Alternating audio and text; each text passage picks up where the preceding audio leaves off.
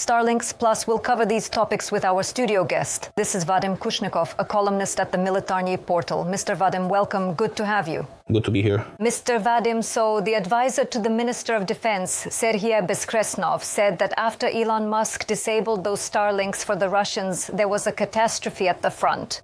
Could you start by explaining to us, from a technical perspective, how SpaceX determines is this an enemy drone or not? So how exactly is this controlled? You can draw a clear parallel here with regular internet providers. Essentially, an internet provider has a dedicated system that sees each of its individual subscribers, and accordingly it can remotely monitor the connection status to see whether everything is working fine or not. And accordingly, from their side of the operation, regardless of the end user's specific wishes, they can actively intervene in the connection, either by throttling the speed or even by entirely disconnecting and terminating access to the network. Following this same fundamental principle, although the underlying technology is more complex, this is how the system functions with SpaceX's satellite communication stations as well. So overall, this operator, as in the specific example I just gave, can now monitor and observe in real time the precise location of each subscriber along with their current status. And accordingly, we see that this strategic coordination between the Ministry of Defense and the American giant has yielded significant and tangible results to ESOS team. And indeed, as of now, the Russian forces have found themselves increasingly unable to utilize this sophisticated technology as widely or as effectively as they were able to do before. We saw information about the so-called whitelist. Can you explain how this works? How the registration process goes? Does it happen quickly, this whole process? Yes, we can clearly see that significant progress and work have already been completed for all the different categories that can be users and subscribers of Starlink. These are first and foremost the military and security forces, defense representatives of state authorities and local self-government bodies and critical infrastructure, and the third category is ordinary users, just private individuals. For each of these categories, there is already a developed mechanism for how exactly they can verify and validate their terminals. As for the military, we see that responsible persons will be designated, and in fact have already been designated in each unit, who will enter information either into the Delta system or pass these lists further up their chain of command as appropriate.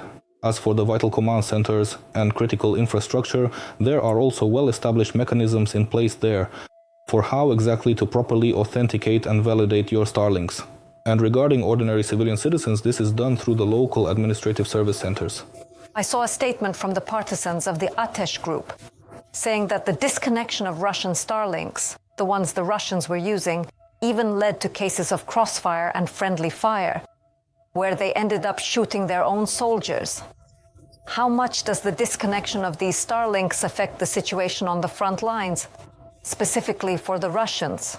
Indeed, before these events unfolded, we already had an understanding that the Russian forces were using Starlink terminals directly for their military operations on the line of contact, but it was only when this option became unavailable that we truly realized the full scale of it. And looking at the situation now, the scale of their operation is indeed very large. And at this moment, we see that disconnecting Starlink for the Russians is a rollback, probably by several years, to when they used and relied heavily on standard and conventional military radio stations. We all remember that there was criticism and there were moments related to the fact that the Russians used ordinary civilian radio stations to control and coordinate their combat operations. So without access to this specific technology, indeed, for a certain period of time, until the Russians develop suitable and effective replacement solutions or alternatives, they will essentially be left without coordination, without the kind of highly effective coordination they had before. I saw a statement from the self-proclaimed president of Belarus, Lukashenko, claiming that there are some developments of a Belarusian Starlink, as he called it. Can such statements of his really be trusted? Well, in reality, we can clearly see that SpaceX and their massive Starlink constellation currently have more than 9,000 individual satellites positioned in low Earth orbit today, providing global internet coverage. So to say that Belarus was able to rapidly develop and implement a viable and effective solution in one way or another, no. Most likely, this is just a manifestation of a certain Belarusian propaganda, specifically meant to show that the current situation is not nearly as dire for them as it seems. How can Russia replace Starlink right now? As I understand it, these are some kind of Soviet systems, maybe communication systems or whatever they have, maybe some new technologies. Right now we can see that the Russians possess various satellites, specifically those responsible for vital communication, and they are currently represented by a total of 5 distinct satellites that are at the full disposal of Gazprom Space Systems. And what is quite interesting to note is that these are not actually Russian satellites either.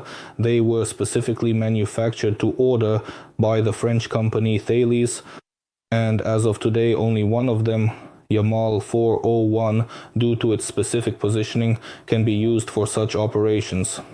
But even this satellite was already heavily overloaded as of 2023. So we can't say that the Russians will be able to rapidly find a way to compensate for this with their own systems, because what they currently have at their immediate disposal is either some remaining Soviet or post-Soviet legacy, or satellites they specifically commissioned and ordered before the start of the full-scale invasion. So we can recall that this specific contract for the supply of 5 satellites was successfully fulfilled back in the year 2012.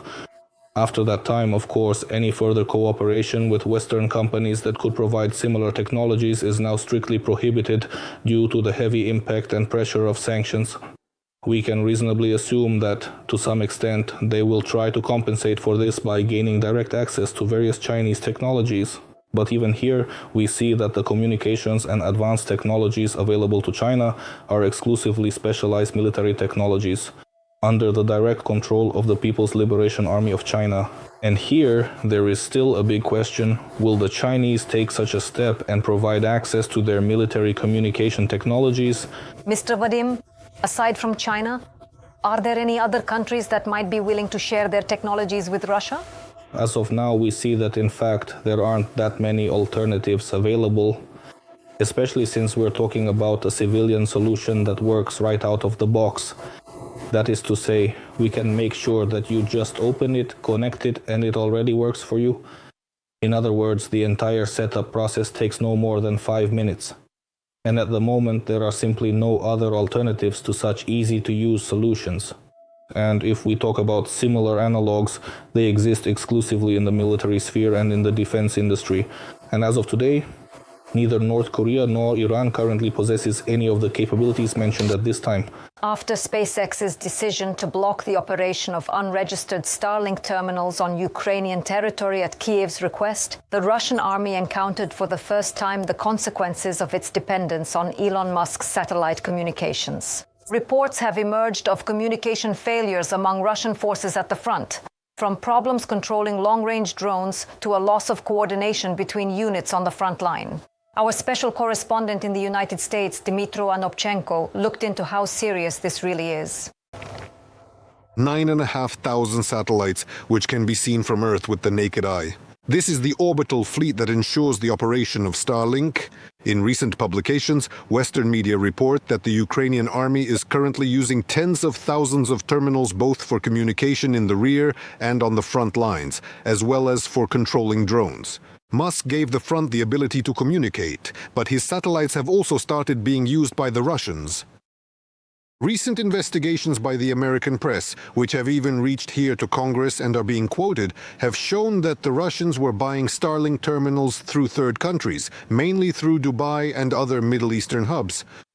They use them for 2 critically important purposes. First, to control attack drones using Starlink modules. Such drones are harder to jam with electronic warfare systems. And second, for frontline communication nodes, in places where their own Russian systems don't work or where they are suppressed by Ukrainian electronic warfare. Now SpaceX has launched a whitelist mode, announcing that only terminals officially registered by Kyiv will work on Ukrainian territory. Everything else has been disconnected. And according to Forbes, this hit Russian units unexpectedly hard. The publication describes chaos among Russian forces on certain sections of the front, communication failures, loss of control over drones, and problems with coordination between units. The Russians are now completely blind in total darkness. The entire Russian front line has almost come to a halt. There have been no offensives since February 5th, when this total blackout began, because they are in a panic. Rick Woodruff has been in Ukraine since July 2022. He left his career to build drones for the Ukrainian military. Initially simple, his advanced drones now use Starlink signals. I think that right now, 95% of all Ukrainian ground equipment is controlled via Starlink. So this is incredibly critical, and I certainly wouldn't want to be in the Russians' shoes right now, as they are frantically trying to figure out exactly how on earth to replace probably those same 90-something% of all their vital communications equipment. Technically, Musk's company could have done this a long time ago, but they dragged their feet. Even last year, in the corridors of American power, it was repeatedly stated publicly, together with Ukraine, SpaceX must find a solution to restrict unauthorized use of Starlink by the Russians. But only now, after months of pressure from Kyiv and a public scandal, has the company finally taken real action. Richard, who, during his time living in Ukraine, has experienced Russian raids and bombings along with everyone else, constantly talks about this to his Western audience on his blog. He explains it simply. There have been so many victims and losses that Musk could no longer remain silent. The real reason why Elon Musk actually intervened in the situation and started blocking these devices is that the Russians began directing drones at high-rise residential buildings. And the whole world turned to Elon Musk and said, "Are you really going to allow this? Your device is essentially responsible for killing innocent Ukrainian civilians." I honestly think that if they had just kept using the drones as they had before at the front lines, Elon could have continued to simply ignore this problem. That didn't work out as planned, so Russia is forced to fall back to the technologies available to it, building Wi-Fi bridges for communication and making use of radio relay or shortwave communication systems. Yes, the act of disabling Starlink on long-range drones does not deprive them of control in first-person view mode, meaning there won't be a significant reduction in Russian drones on the line of contact or in the front line or border zones. However, there will be fewer long-range strikes on the Ukrainian rear. The overall risk of massive attacks is reduced. Musk did help, but it shouldn't be his decision alone, as government officials within the United States insist. Here in Washington, this situation has sparked not only approval, but also concern, because a private corporation is essentially making decisions that alter the combat capabilities of one side in the war. Reuters recalls last year's scandal when Musk personally ordered Starlink to be shut off for Ukrainian operations in Crimea. And military experts say the US and its allies need to bring such services under clear contracts with the Pentagon to have strict, formalized rules so that decisions on which life and death at the front depend are not held hostage to the tweet of a single billionaire. Reporting from the United States, Dmytro Anopchenko, Serhiy Koval, American Bureau, Inter TV channel, Unity Marathon.